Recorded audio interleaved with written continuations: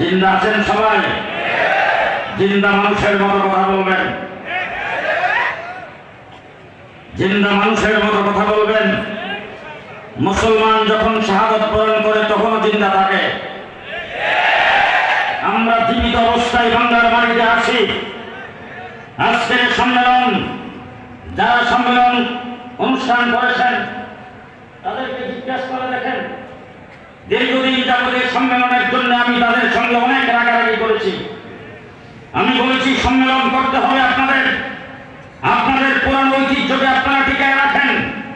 তাদেরকে ঢাকায় যাওয়ার পরে বলেছি, এইখানে আসার পরে বলেছি, বিভিন্নভাবে সম্মেলনের জন্য উদ্বুদ্ধ করেছি।